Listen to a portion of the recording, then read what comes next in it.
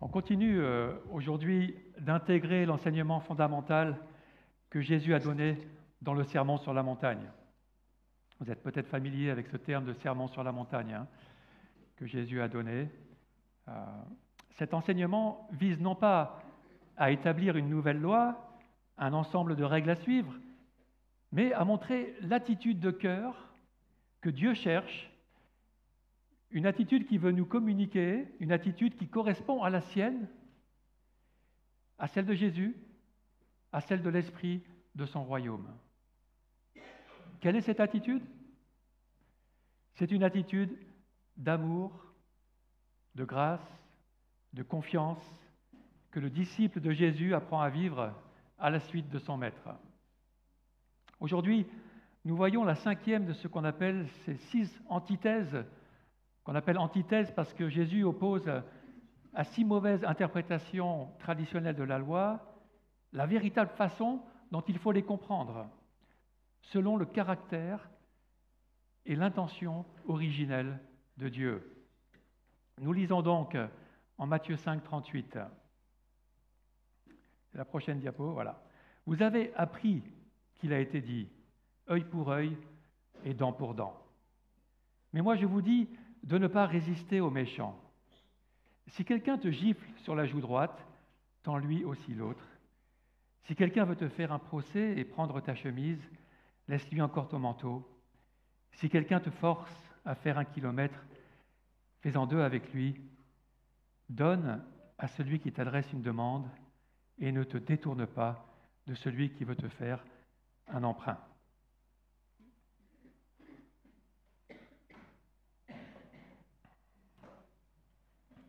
Tout d'abord, rappelons-nous que Jésus n'est pas en train de dire qu'il ne faut plus suivre la loi. S'il est venu accomplir lui-même la loi, elle n'en reste pas moins pour autant la référence en matière morale. Le problème que Jésus adresse, c'est une interprétation erronée de la loi, une interprétation selon la lettre au lieu de son esprit. Cette mauvaise interprétation est une interprétation centrée sur soi, sur l'avantage qu'on peut en tirer, alors que l'esprit fondamental de la loi est l'amour de Dieu, l'amour du prochain. La tradition orale a propagé cette interprétation déformée et elle s'est installée dans les milieux religieux juifs que Jésus dénonce, en particulier parmi les pharisiens. D'où le « vous avez appris » que dit Jésus ici. Un apprentissage qui s'est probablement fait dans les synagogues. Cette loi que Jésus rappelle, œil pour œil et dent pour dent, se trouve telle qu'elle dans 3 passages de l'Ancien Testament, dans le Pentateuque. Non, ce n'est pas encore cette diapo. Dans Exode 21, dans Lévitique 24 et Deutéronome 19. Les 3 fois, cette sentence est accompagnée d'autres descriptions, comme blessure pour blessure, main pour main, vie pour vie. Et cette loi est ce qu'on appelle la loi du talion. Cela vient du latin talis, qui signifie tel, c'est-à-dire pareil, semblable. La loi du talion, c'est donc de demander pour le coupable un châtiment identique à l'offense qu'il a commise. C'est une proportionnalité entre l'offense et la réaction qui peut être une punition, une réparation, une compensation financière. Et cette règle, cette loi du talion, ne se trouve d'ailleurs pas que dans la Bible. Elle se trouve par exemple dans le Code d'Hammurabi, qui est plus ancien que la loi de Moïse et qui contient ces formules équivalentes. Si quelqu'un a crevé un œil à un notable, on lui crèvera un œil. S'il a brisé un os à un notable, on lui brisera un os. Si quelqu'un a fait tomber une dent à un homme de son rang, on lui fera tomber une dent. Et on trouve des choses semblables dans les sources grecques classiques. Cette règle a donc un caractère universel, qui est lié au sens intrinsèque de justice en chaque être humain que Dieu a créé. On n'a pas besoin d'enseigner à un enfant de rendre un coup pour un coup. Cela vient naturellement. Et si la réponse n'est pas proportionnée, d'autres enfants diront « ce n'est pas juste ». Ainsi, la loi du talion est une base de la justice, tout simplement. Mais Une autre force vient contrer ce sens de la justice au sein de l'humanité, c'est celle du péché. Nous sommes offensés lorsque quelqu'un ose nous faire une injustice et nous sommes alors tentés de répondre au-delà de ce qu'il nous a fait. Vous connaissez cette escalade de la violence. Un des exemples malheureux est le conflit israélo-palestinien qui semble sans fin. Chacun voulant venger l'agression précédente. La loi œil pour œil et dent pour dent avait été donnée au départ pour que le mal s'arrête, pour limiter le mal dans plusieurs cas. Donc, premièrement, afin que la vengeance ne dépasse pas l'offense. Deuxièmement, pour ne pas que les plus forts abusent de plus faibles. La justice devait être rendue indépendamment du statut d'une personne, même si dans le texte d'Exode, un maître qui abîme l'œil d'un esclave n'est pas puni d'une blessure similaire à son propre œil, mais doit rendre quand même la liberté à son esclave. Il y a quand même une certaine justice qui est faite. Troisièmement, dans le cas d'un faux témoignage, dans un jugement, la peine encourue par l'accusé sera appliquée au faux témoin. Par exemple, si quelqu'un a été faussement accusé d'avoir fait perdre un pied à quelqu'un, celui qui ment pour l'accuser se retrouvera affligé de la peine encourue lorsque son mensonge sera découvert, son pied lui sera retranché. Ceci pour faire éprouver de la crainte à ceux qui seraient tentés d'apporter de faux témoignages, de fausses dépositions. On voit ça dans Deutéronome 19. Et nous allons voir une quatrième raison à cette loi dans un instant. Ce qu'il faut comprendre, c'est que Jésus ne cherche pas à contredire cette loi, comme si elle était mauvaise en elle-même. Ce qu'il fait, c'est d'aller au-delà d'une lecture superficielle de la loi. Comme pour les 4 autres exemples précédents, Jésus réagit à une mauvaise pratique de la loi par des pharisiens qui influençaient négativement le peuple. Il prenait en fait ce commandement comme une obligation de se venger et de punir le méchant. Et pour eux, le méchant, celui qui commet le mal, c'est quasiment toute personne qui ne suit pas leur enseignement. Pour eux, c'est le camp des bons contre le camp des méchants. Mais Jésus n'est pas dans cette logique-là. Jésus, il est venu pour sauver, il est venu pour réconcilier, il est venu non seulement pour faire prendre conscience que le méchant, en fin de compte, se trouve en chacun, mais aussi pour apporter une solution à cela. Son enseignement va plus loin ou plus profondément que cette seule loi du talion. Il y intègre la possibilité de grâce, la possibilité de transformation. Et cela ne s'arrêtera pas à ses paroles. Cela ira jusque dans sa propre attitude pour vaincre le mal, sa propre attitude envers le méchant, en se livrant pour lui. La loi en elle-même est limitée. Elle peut empêcher le mal de se répandre, au moins un peu, mais elle ne peut empêcher que le mal soit présent. Jésus, lui, il s'attaque à la racine du mal. Toutefois, tant que le péché n'est pas complètement aboli, la loi reste absolument nécessaire au niveau de l'État, au niveau étatique, au niveau des forces de l'ordre. Lorsque Jésus dit de ne pas résister aux méchants, nous comprenons, en cohérence avec le reste des Écritures, et nous allons voir quelques exemples, qu'il s'adresse à ses disciples, à un niveau personnel. Il n'est pas en train de dire qu'il ne faut plus suivre cette loi du talion au niveau des autorités, les autorités qui assurent l'ordre et les autorités que Jésus respecte. Il va dire « rendez à César ce qui est à César », par exemple. Et c'est là le quatrième point du pourquoi de cette loi. La justice ne devait pas être appliquée directement par les individus, mais par le système judiciaire mis en place après un procès équitable. Et ceci pour éviter plus de mal, plus d'injustice par des jugements qui pouvaient être arbitraires et expéditifs. Et en fin de compte, ultimement, le croyant qui souffre d'une injustice est appelé dans plusieurs textes à se confier en Dieu pour la justice, au-delà de la justice humaine, une justice qui sera ultimement rendue par lui. Et même à travers Jésus-Christ, nous disent les Écritures, lorsqu'il reviendra. L'apôtre Paul résume bien ce 4e point dans sa lettre aux Romains, chapitre 12, verset 19. « Ne vous vengez pas vous-même, bien-aimés, mais laissez agir la colère de Dieu. Car il est écrit, c'est à moi qu'appartient la vengeance.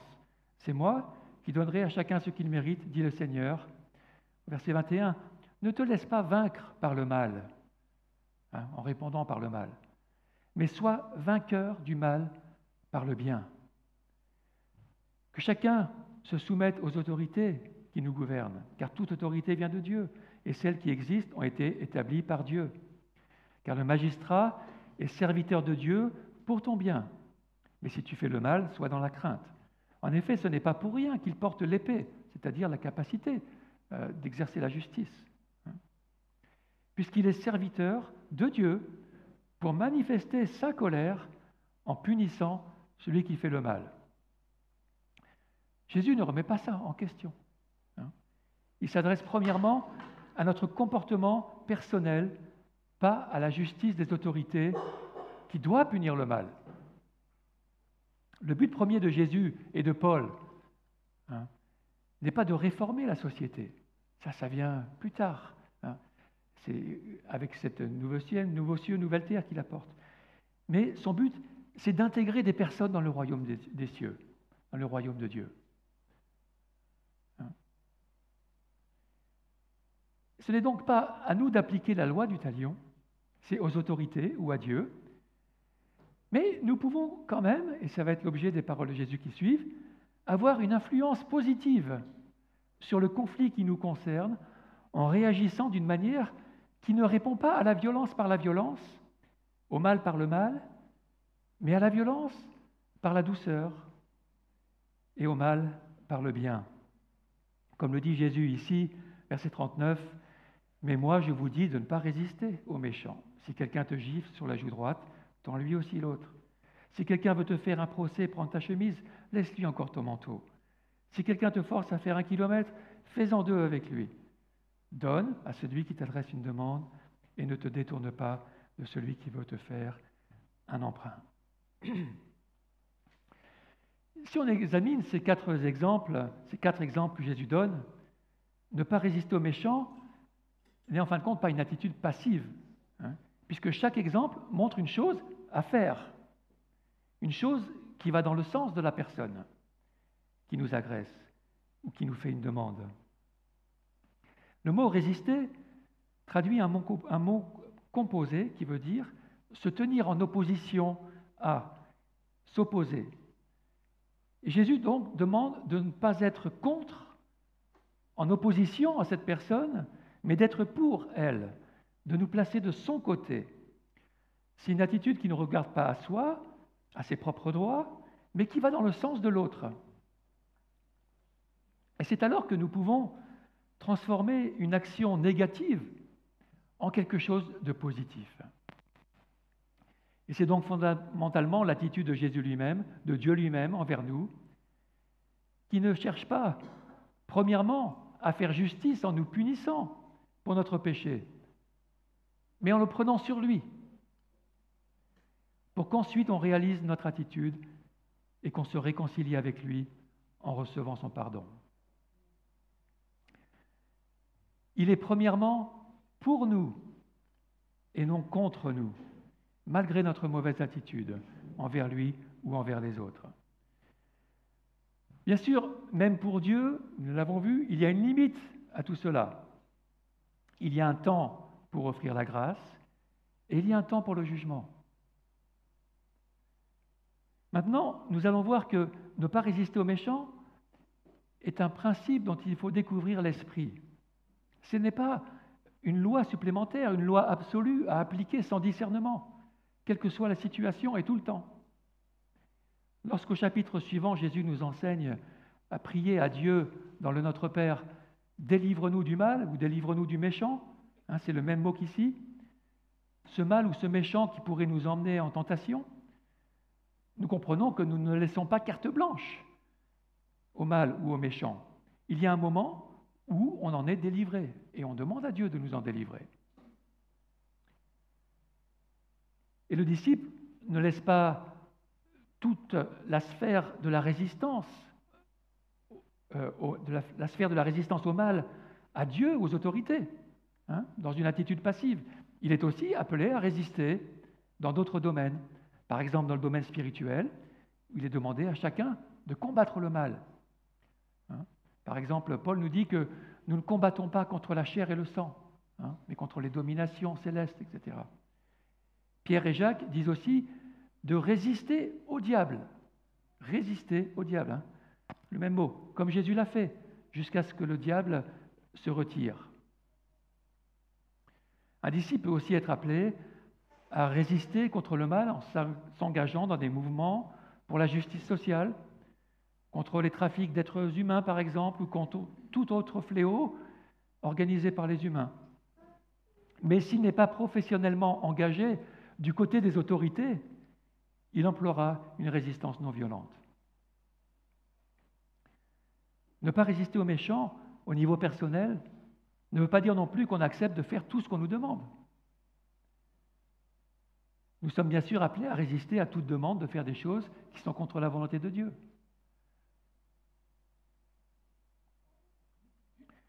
Ayant posé ces bases d'interprétation de cette parole de Jésus, qui, comme ces autres paroles et comme il nous l'enseigne, sont à vivre, encore une fois, selon leur esprit et non selon la lettre, non à appliquer d'une manière littérale et superficielle, ce qu'il reproche justement aux pharisiens de faire, mais selon leur sens profond.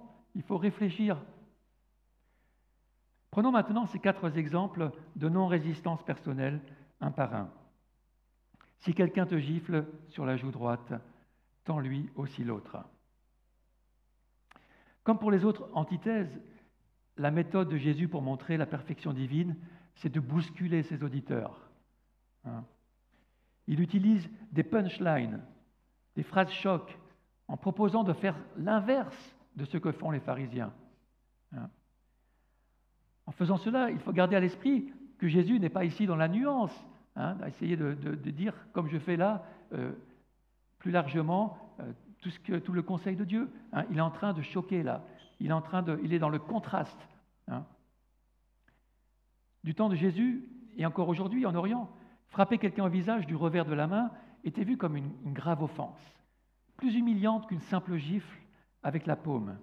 Et c'est sûrement pour cela qu'il parle de la joue droite, sur laquelle une personne habituellement droitière frappe du revers de la main. Des textes juifs, comme la Mishnah, disent qu'une large somme d'argent doit être donnée par celui qui donne une telle gifle humiliante en guise de compensation, j'imagine lorsque la gifle est démontrée infondée. Mais Jésus et ses disciples ne mettent pas leur honneur et leurs droits en avant pour réclamer une telle somme comme réparation. Pourquoi ? Parce que le but, c'est l'amour, et que d'exiger justice et réparation ne ferait pas avancer la personne. L'attitude de Jésus lui-même, prévue dans les textes prophétiques, montre l'exemple. En Ésaïe 56, il est peint le portrait du serviteur souffrant qui viendra en la personne de Jésus. « J'ai présenté mon dos à ceux qui me frappaient et mes joues à ceux qui m'arrachaient la barbe, et je n'ai pas caché mon visage aux insultes et aux crachats. » Et cela se réalise en Matthieu 26. Là-dessus, ils lui crachèrent au visage et le frappèrent à coups de poing. Certains lui donnaient des gifles en disant « Christ, prophétise-nous, qui t'a frappé ?» Et l'apôtre Pierre, qui a vécu cette arrestation de près, dira plus tard en 1 Pierre 1, 2, 20, « En effet, quelle gloire y a-t-il à endurer de mauvais traitements si vous commettez des fautes ?» Mais, si tu peux mettre, je pense qu'il est là ce passage de 1 Pierre 2, 20. « Mais si vous endurez la souffrance alors que vous faites ce qui est bien, c'est une grâce aux yeux de Dieu. De fait, c'est à cela que vous avez été appelés, parce que Christ aussi a souffert pour nous, vous laissant un exemple, afin que vous suiviez ses traces. Lui qui n'a pas commis de péché, dans la bouche duquel on n'a pas trouvé de tromperie, lui qui insultait ne rendait pas l'insulte, maltraitait, ne faisait pas de menaces, mais s'en remettait à celui qui juge justement, lui qui a lui-même porté nos péchés dans son corps à la croix, afin que, libérés du péché, nous vivions pour la justice. Jésus n'a pas exigé que nous soyons jugés pour notre péché contre Dieu. Au contraire, il a souffert pour que nous en soyons libérés. Et on a à avoir cette même attitude que lui. Remarquons aussi que dans les 4 exemples qu'il donne, Jésus parle d'une personne qui nous veut quelque chose et de notre réaction envers cette personne. Ce n'est pas tant notre réaction en elle-même qui importe, mais c'est la relation personnelle que nous vivons avec cet autre. Regardez comme l'autre est présent. Si quelqu'un te gifle sur la joue droite, tends lui aussi l'autre. Si quelqu'un veut te faire un procès, prendre ta chemise, laisse-lui encore ton manteau. Si quelqu'un te force à faire 1 kilomètre, fais-en 2 avec lui. Donne à celui qui t'adresse une demande, ne te détourne pas de celui qui veut te faire un emprunt. Et c'est donc à une réaction en relation avec l'autre que Jésus nous appelle. Il nous appelle, nous l'avons mentionné, à aller dans le sens de la personne qui s'est ingérée dans notre vie, d'être non pas en opposition, mais en relation avec elle, d'être pour elle et non contre elle. Pourquoi ? Il est fondé de dire qu'à l'exemple de Jésus, en ne réclamant pas la justice pour soi, mais en étant centré sur l'autre, sur ce qu'il demande, on lui donne alors la possibilité d'être gagné à de meilleurs sentiments, voire de se réconcilier.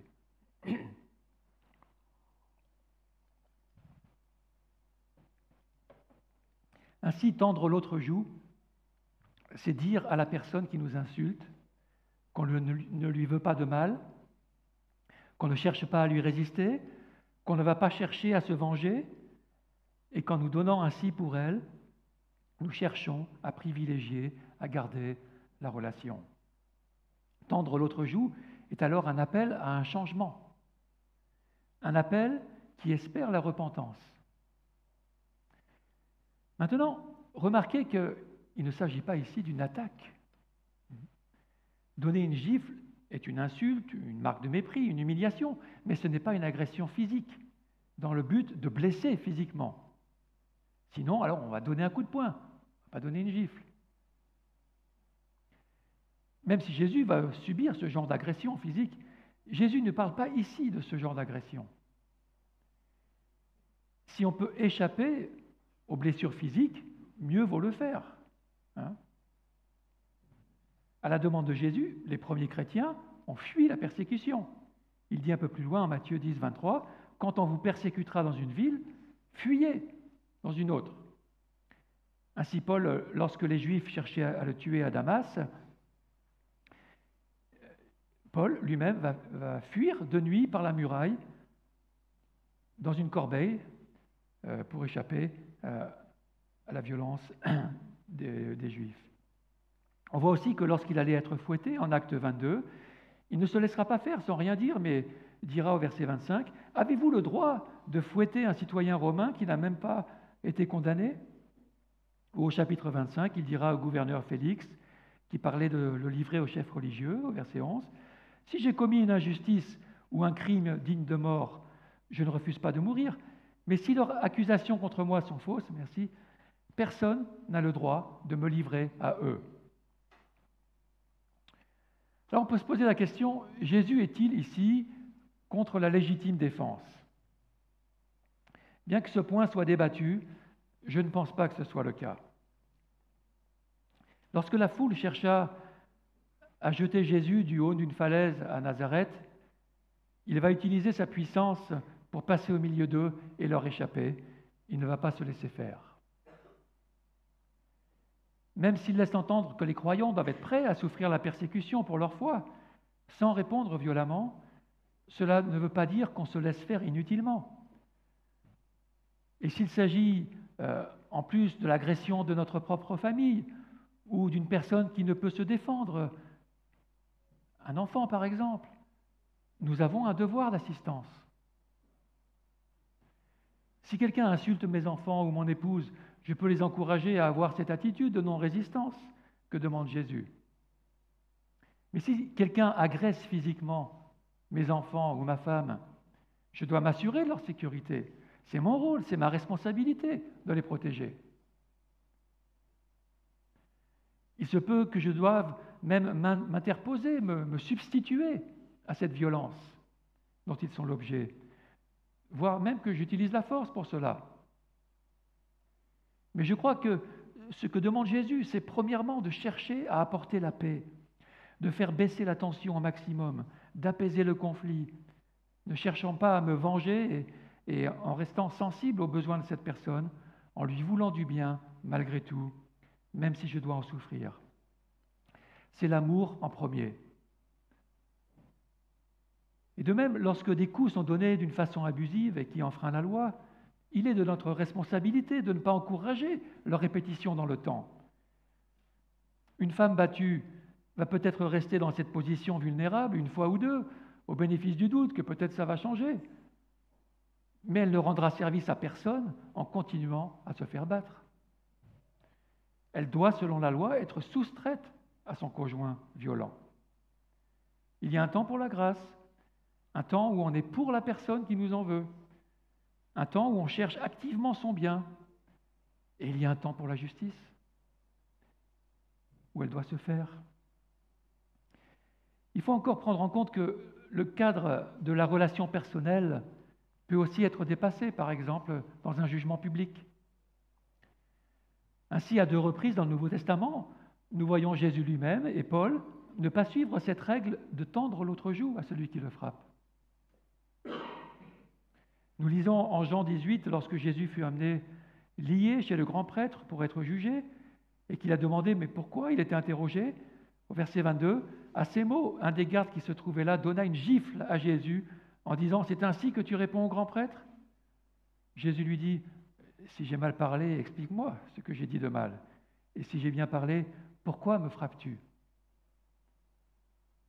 Le contexte de justice demandait plus un questionnement de l'autorité que de tendre l'autre joue sans rien dire.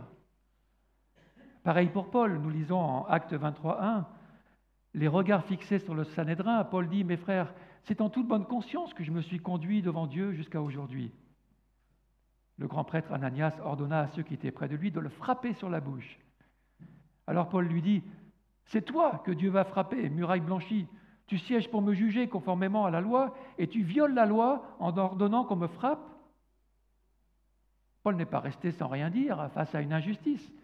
Mais après, on voit dans les versets qui suivent, dès qu'il sut qu'il avait réagi ainsi devant une autorité du peuple, il chercha à diminuer la tension. Et il me semble que c'est dans cet état d'esprit-là, dans ce cadre général, vous voyez qu'il demande du discernement, que Jésus donne aussi les autres exemples. Au verset 40, « Si quelqu'un veut te faire un procès et prendre ta chemise, laisse-lui encore ton manteau. » Avec ces mots, Jésus choque à nouveau son auditoire. Il faut savoir que selon la loi, le manteau de quelqu'un ne pouvait être pris, car c'était sa dernière protection. Donner la chemise et le manteau, c'était d'aller plus loin que ce que la personne aurait pu même avoir en effectuant ce procès pour prendre la chemise. Là encore, ne pas se concentrer sur l'injustice qui nous est faite, mais sur la demande de la personne, en proposant même plus que ce qu'elle demande, cela peut avoir un effet salutaire. Se peut-il que le résultat envisagé de ne pas résister soit une prise de conscience de celui qui nous en veut, pour lui faire comprendre qu'il n'a pas de raison de nous en vouloir. Un peu comme cette technique de judo qui consiste à utiliser la force de l'adversaire, la force de son geste, pour l'embarquer dans son mouvement, dans son propre mouvement, et qu'il se retrouve ensuite par terre. Ou alors, quand Paul dit en Romains 12:20, « Si ton ennemi a faim, donne-lui à manger. S'il a soif, donne-lui à boire.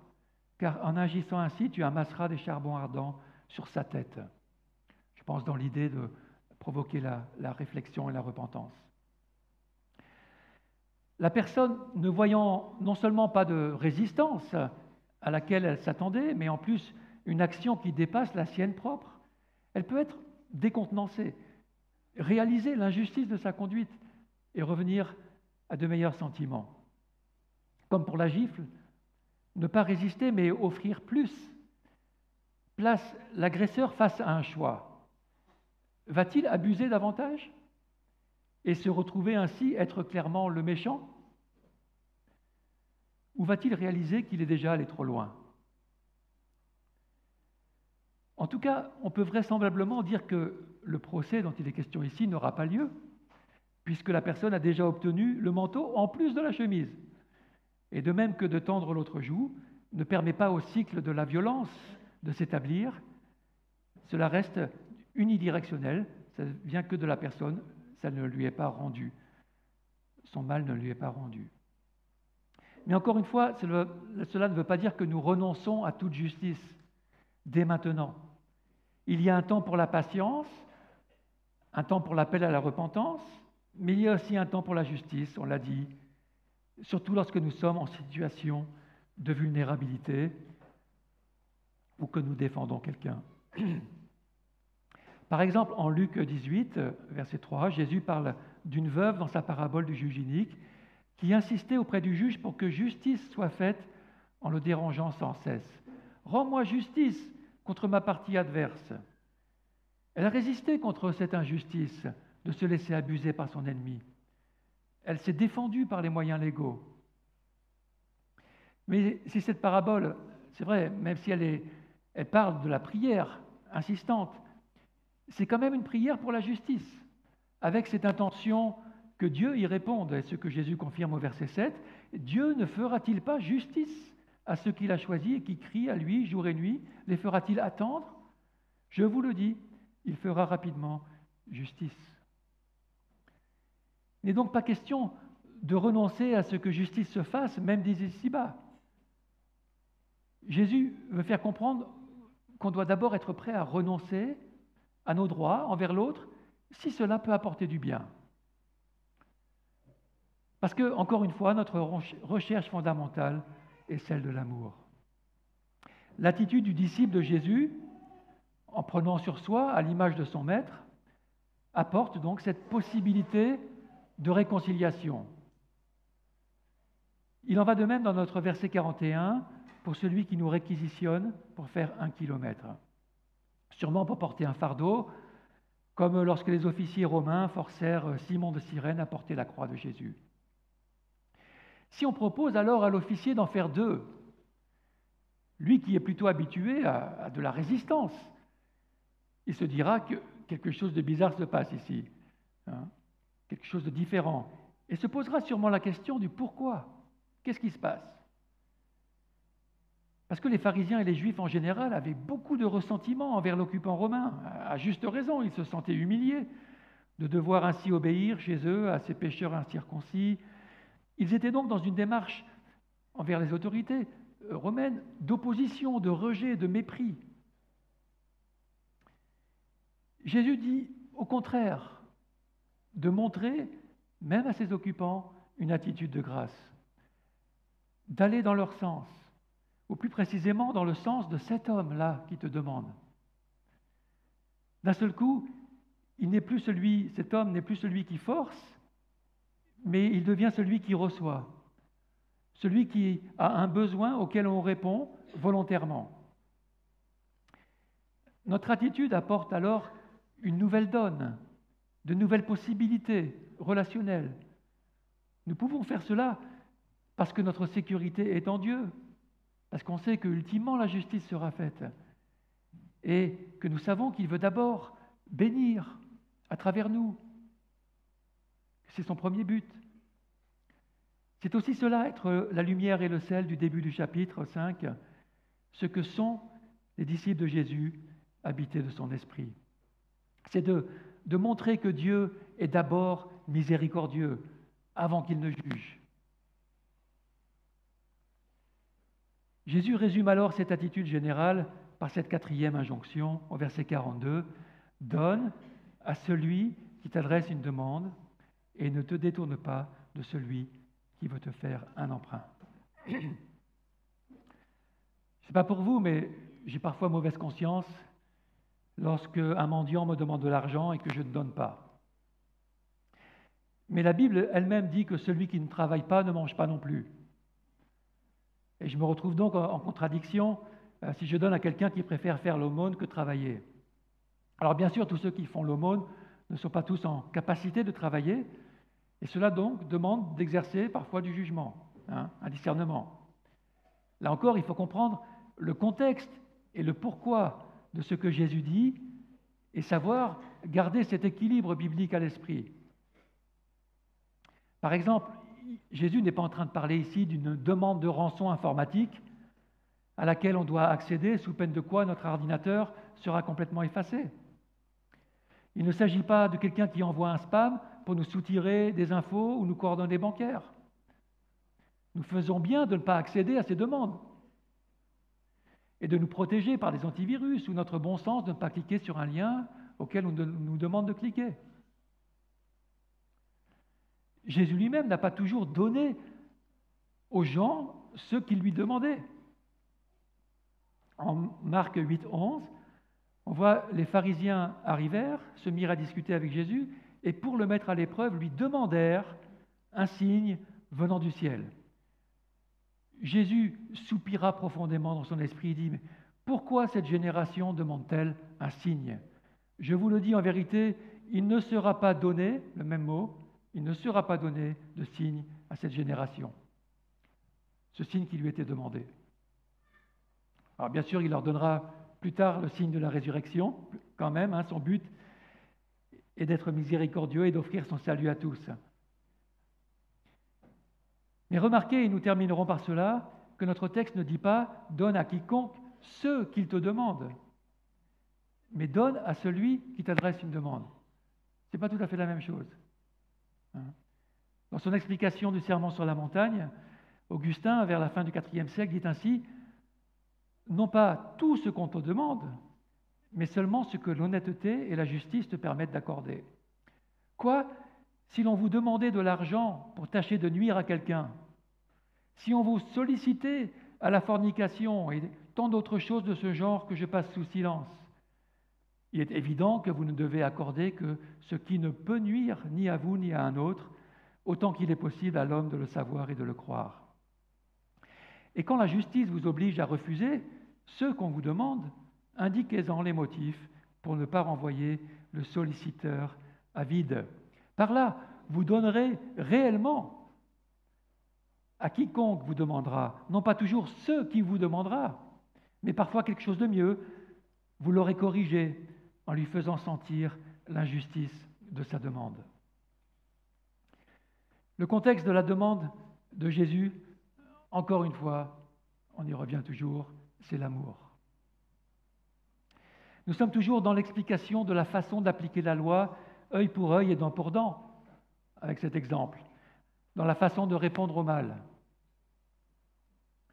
Ainsi, face à celui qui nous agresse, face au méchant, le Seigneur nous dit de ne pas résister, mais de donner, de nous donner. Si mon voisin qui m'a fait un sale coup vient demander de lui prêter un outil ou un coup de main, je ne vais pas lui refuser sous prétexte qu'il ne le mérite pas. De même que Dieu est généreux envers tous, nous sommes appelés à l'imiter. Comme le dit Romains 5,8, « Mais voici comment Dieu prouve son amour envers nous, alors que nous étions encore des pécheurs. Christ est mort pour nous. Alors que nous étions encore des méchants, Christ est mort pour nous. » Et Romains 13,10, « L'amour ne fait pas de mal au prochain. L'amour est donc l'accomplissement de la loi. » C'est ça toujours que Jésus recherche. L'évangile de Luc, lui, il va intégrer ces exemples de Jésus au sein d'un paragraphe sur l'amour des ennemis. Matthieu, lui, va en faire le sujet de la 6e et dernière antithèse, que nous verrons donc la prochaine fois. Matthieu 5,43, « Vous avez appris qu'il a été dit, tu aimeras ton prochain et tu détesteras ton ennemi. » Donc ça, c'est la fausse interprétation des pharisiens. « Mais moi, je vous dis, aimez vos ennemis. » Quelle punchline qui résonne encore jusqu'à aujourd'hui sur la terre entière. Prions quelques instants. Seigneur, tu nous bouscules par ces paroles. Tu bouscules notre sens de la justice.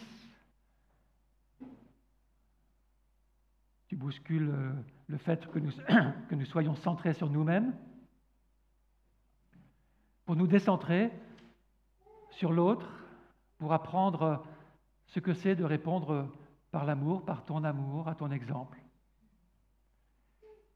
Et bien sûr, nous avons besoin de ton esprit pour cela, Seigneur. Ce n'est pas naturel. Remplis-nous, Seigneur, toujours à nouveau de ton Esprit Saint pour que nous sachions comment répondre au mal, aux méchants, dans l'humilité de comprendre que nous aussi, c'est vrai, nous pouvons être méchants.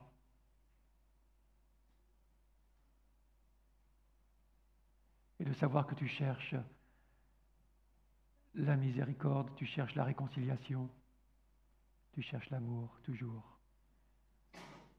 En tout cas, dans un premier temps. Et merci pour cette confiance qu'on peut avoir que la justice sera faite. Cela nous permet, Seigneur, de nous reposer en toi, d'être patients et de suivre ton exemple. Amen.